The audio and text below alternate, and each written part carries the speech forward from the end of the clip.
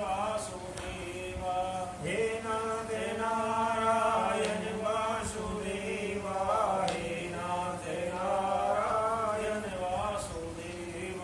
बोले कृष्ण कन्हैया लाल की जय। प्रातः जल्दी उठना, भगवान के चरणों में प्रणाम करना, यज्ञेश भगवान की स्तुति करना। यज्ञेश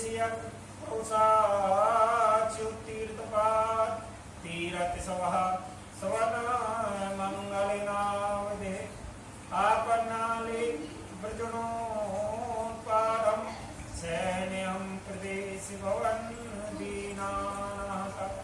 इस स्थिति का तुम नियमित जाप करोगी तो मुझे लगता है भगवान तुम्हारे घर पुत्र बनकर अवश्य आएंगे। देखो, निष्ठा में ताकत है, विश्वास में प्रभु का वास है। माता अतिथि ने बड़ी निष्ठा से व्रत किया और भगवान ने प्रकट होकर कहा, माँ आपके पुत्र इंद्र के संकट को मैं समझता हूँ, उसके कष्ट की निवृत्ति के लिए आपके घर पुत्र बनकर आऊंगा, मेरा विश्वास करें। उधर देवता लोग रोते रोते कहाँ पहुंचे? नारायण जी की शरण में गए। मेरे भगवान बोले, क्या हुआ? देवता बोले, बहुत बड़ा संकट हम पर आ गया। भगवान ने राजा बलि ने तीनों लोगों को हमसे छीन लिया है। त्रिलोकी के राज्य को बलि ने अपने कब्जे में कर लिया। भगवान बोले, सुनो, इस समय बलि पर हो गई है गुरु की कृपा, और भक्तों कहते हैं जिसके ऊपर गुरु की कृपा हो उसका कोई कभी अनिष्ट नहीं कर सकता। इसलिए हमें जीवन में गुरु जरूर बनाने चाहिए, क्योंकि बगैर गुरु के हमारा किया हुआ दान पुण्य धर्म पूजा सब व्यर्थ जाते हैं। और गुरु की कृपा यदि हो जावे तो शिष्य को कोई रोक नहीं सकता। मैं भगवान हूँ और भगवान होकर भी बलि से युद्ध करूंगा तो मैं भी परास्त हो जाऊंगा, लेकिन बलि को नहीं जीत सकता। आप लोग मेरी शरण में आए हैं। उधर आपकी माता अदिति बहुत उपवास व्रत का पालन करती हैं। मैंने उनको भी वचन दिया है। देवताओं से बोले, एक काम हो सकता है, मैं स्वयं वामन बनकर आऊंगा माता अदिति के घर पर। राजा बलि के यहाँ जाकर हाथ पसारूंगा, तीनों लोगों को भिक्षा मिलाकर तुम्हें समर्पित कर सकता हूँ, क्योंकि युद्ध में मैं भी बलि को नहीं हरा सकता। लेकिन बलि दानी है और उसके द्वार पर अगर ब्राह्मण जाएगा तो वह उसे बगैर दान दिए वापस नहीं आने देगा। युद्ध में बलि को जीतना मेरे बस की बात बिल्कुल भी नहीं है।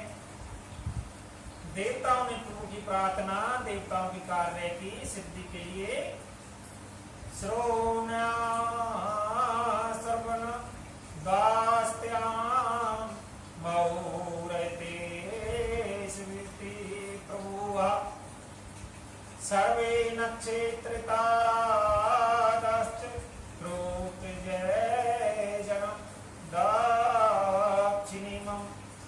आपको एक बात बताऊं, यह भादों का जो महीना है कुछ ज्यादा ही श्रेष्ठ है, ज्यादा ही बढ़िया है। कौन सा महीना? भादों का महीना। और क्यों बढ़िया है? क्योंकि जो हमारी राधा रानी जी हैं उनका अवतार किस महीने में हुआ? उनका अवतार हुआ भादों महीने में। बोली राधा रानी सरकार। और मेरे कन्हैया का अवतार किस महीने में हुआ? भादों महीने में। बोले कृष्ण कन्हैया लाल की जय। और श्री बलराम जी का अवतार किस महीने में हुआ? भादों महीने में। और वामन अवतार जी का प्रागट्य कब होगा? भादों महीने में। बोलिए वामन भगवान की जय। सुखदेव स्वामी जी ने राजा परीक्षित को श्रीमद् भागवत कथा भी कब सुनाई थी? भाद्र मास में ही सुनाई थी। बोले सुखदेव जी भगवान की जय। और भादों महीने के शुक्ल पक्ष की द्वादशी तिथि है। दिन ठीक 12 बजे हुए हैं। भगवान श्री नारायण देवताओं के कार्य सिद्धि के लिए माता अदिति के महल में प्रकट हो गए, प्रागट्य हो गया। बोले श्री भावन भगवान की जय। इतनी सुंदर प्रभु वामन की झांकी, इतना सुंदर प्रभु वामन का मंगलमय स्वरूप है। ऐसी बलियार में प्यारी भगवान की छवि है। भगवान के चरण कैसे हैं? बिल्कुल छोटे छोटे, और भगवान के बिल्कुल छोटे छोटे हाथ हैं, और छोटा सा भगवान का मुखारविंद है। शंख जैसी भगवान की ग्रीवा अर्थात गर्दन है, और भगवान की कमर 4 अंगुल का भगवान का पेट है। और भगवान के दांत कैसे हैं? बिल्कुल मोती जैसे दांत हैं। और भगवान के गाल हैं बिल्कुल कैसे? जैसे लाल लाल टमाटर। और भगवान के होठ कैसे हैं? जैसे बिंबा फलों में। और भगवान को मुंह कैसो है? भगवान को मुंह है बिल्कुल बटुआ सो मुंह है। बहुत सुंदर जो बालक हमारे ब्रज में होता है, भक्तों हमारे ब्रज की माताएं कहती हैं उसे क्या, देखो तो सही कितना सुंदर है, बिल्कुल बटुआ सो मुंह है। आपको तो ऐसी सुंदर भगवान वामन जी की झांकी है, सुंदर स्वरूप भगवान का है। देवताओं ने मिलकर भगवान का स्वागत किया। वामन भगवान के दर्शन कर समस्त देवता गदगद हो गए, उनके चरणों में वंदन किया। माता अदिति ने भगवान को कोपनी पहनाई। कोपनी जानते हो किसे कहते हैं? कोपनी लंगोट। बृहस्पति जी ने आकर वामन प्रभु को जनेऊ उधारण करवाया, और दिशाओं के स्वामी ने जगतपति को छत्र समर्पित किया। ब्रह्मा जी ने भगवान को कमंडल समर्पित किया, और सप्त ऋषियों ने भगवान को कुशा समर्पित किया। खड़ा को चरणों में समर्पित की। भगवती उमा देवी ने भिक्षा पात्र में भिक्षा भर दी।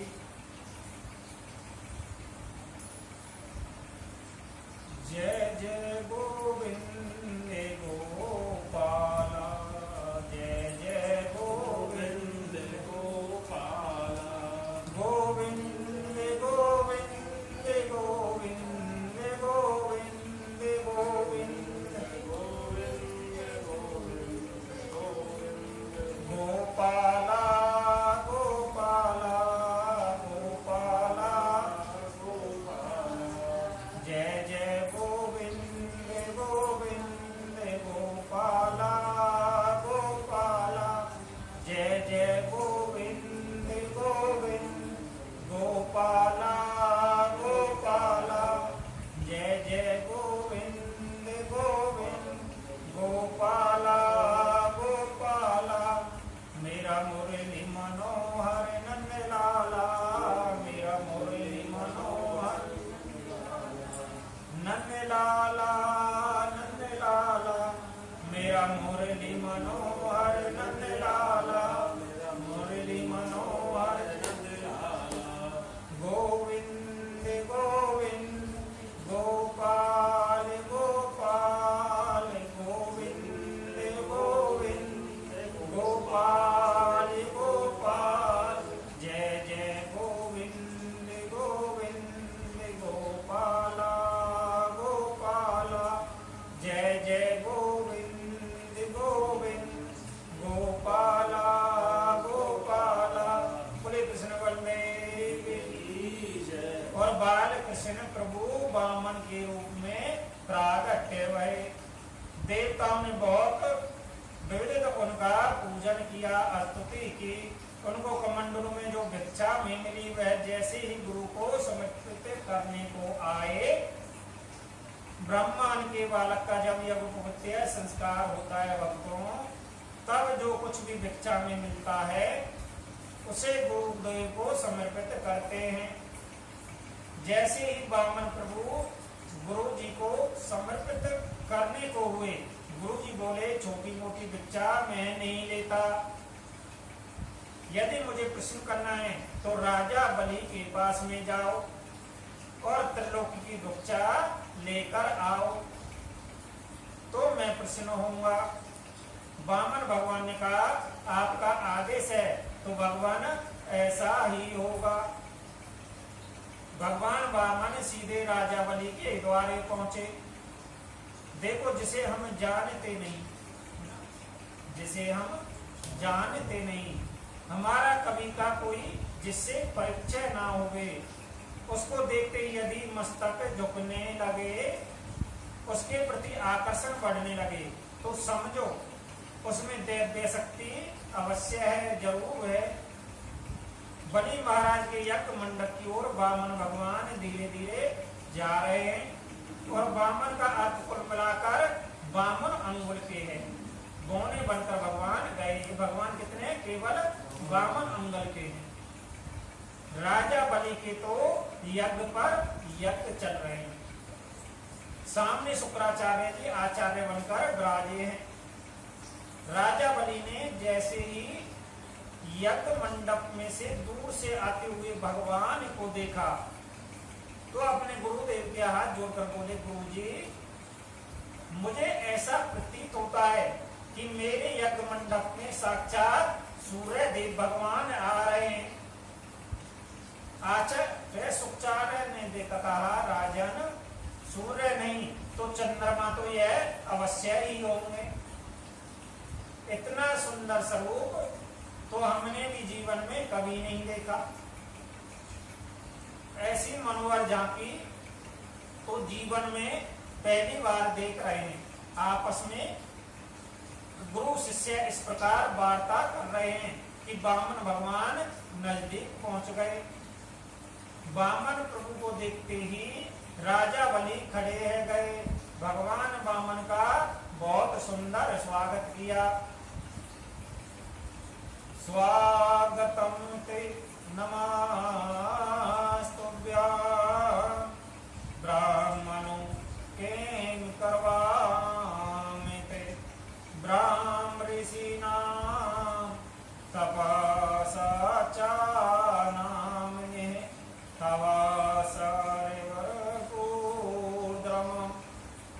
आपका बहुत बहुत भगवान स्वागत है। वामन का रूप देखकर गदगद हो गए राजा बलि। भगवान के हाथ में माला लगी है, एक हाथ में कमंडलू है और बगल में भगवान की क्या है? छाता है। चरणों में खड़ांग हुए हैं, बस और कुछ भी नहीं है। ऐसा सुंदर मनमोहक रूप देखकर बलि गदगद हो गए हैं।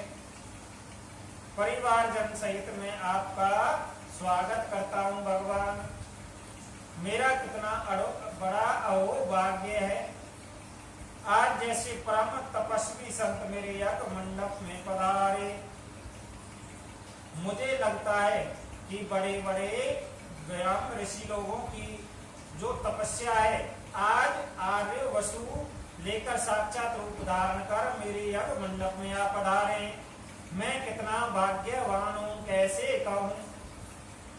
कदो विनयो में सुहतायता विदित जात मद तवा चरणनाने जिन्या कदाय सुगार वीर्यम जय भूरहो तथा पुनीता तुम्या पदे त्वम्। आज मेरे पेत्र तृप्त है गए, आज मेरा कुल पवित्र है गया और आज मेरा यज्ञ सफल है गया। आप जैसे परम तेजस्वी अमित तेजस्वी ब्राह्मण यज्ञ मंडप में पधारे। वामन प्रभु के चरणों में बलि ने प्रणाम किया। वामन भगवान ने सोचा किसी से कुछ लेना होता है तो कुछ दिखाना होता, बिना दिखाए तो कोई कुछ देता नहीं। मौन खड़े हैं प्रभु, माला जप रहे हैं, कमंडलू हाथ में और शांत खड़े हुए हैं। बलि ने प्रणाम करके पूछा, आपका आश्रम कहाँ है? मैंने पूछा, आप कहाँ रहते हैं? आपके माता पिता कहाँ रहते हैं?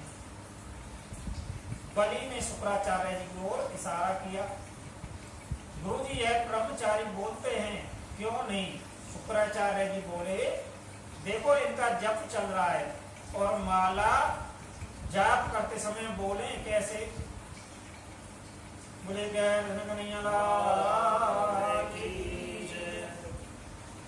अब तो बलि की श्रद्धा और बढ़ गई। ऐसा भजनानंदी ऐसा संत मेरे यज्ञ मंडप में आया, मेरा यज्ञ सफल भया। चरणों में गिर गए बलि और हाथ जोड़कर बोले बताइए मैं आपकी क्या सेवा करूं? पता नहीं आपको क्या दे दूं, मैं आपके श्री मुख से सुनना चाहता हूं। क्या सेवा करूं भगवान आपकी? बोले गैर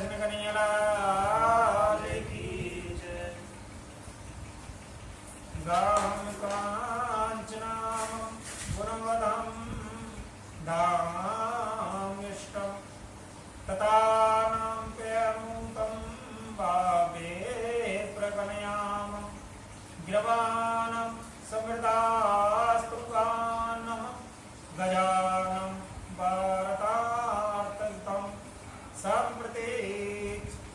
आपके 2-4 हजार गौ दान में दे दूं। सुनिए सोने का बना महल आपको दान में दे दूं। आपका विवाह नहीं हुआ हो तो किसी ब्राह्मण की कन्या के साथ आपका विवाह करवा दूं। सुनिए मैं 10-5 ब्राह्मण कन्याओं के विवाह हर साल अपने राजकोष से करवाता हूं, एक और करवा दूंगा। लेकिन आप कुछ तो बोले, मैं बनावटी बात बिल्कुल नहीं करता। लेकिन आपके श्रमों को श्री विग्रह को देखकर मेरा मन स्वतः ऐसा करता है कि आपको सब कुछ दे दूं। ऐसा नन्हा सा ब्राह्मण इतना मस्तक पर तेज दिव्य स्वरूप की अनुभूति। आप बोलिए कि मैं आपको क्या दूं भगवान?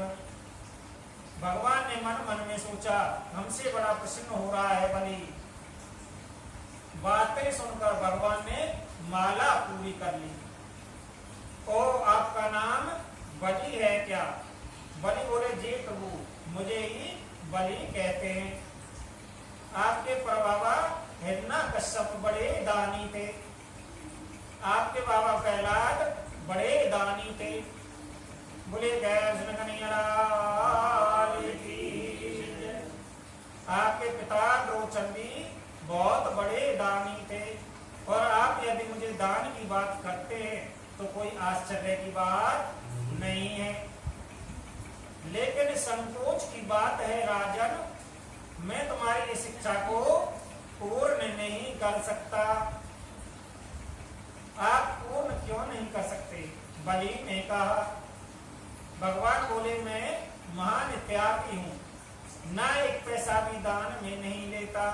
एक पैसा मैंने जीवन में कभी दान में नहीं लिया है, तो तुमसे कैसे लूं? मेरा नियम बिगड़ जाएगा।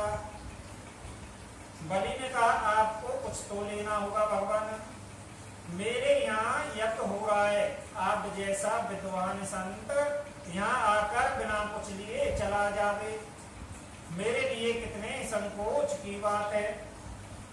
भगवान बोले क्यों खुशी से कुछ ले राजन? अकेला शरीर है, मेरे पास छाता है, वर्षा आती है तो छाता तान लेता हूँ। पानी पीने के लिए मेरे पास में यह कमंडल है, भिक्षा के लिए भी पात्र है। मेरे कोई कामना नहीं है राजन, क्या मांगना? राजा बलि चिन्हों में गिरकर बोले सुनिए आप अकेले हैं इसलिए कुछ लेना नहीं चाहते भगवान, तो विवाह कर लीजिए ना। पत्नी आ जाएगी तो फिर आप 2 हो जाएंगे, तब तो दान ले ही सकते हैं आप। बोले गैर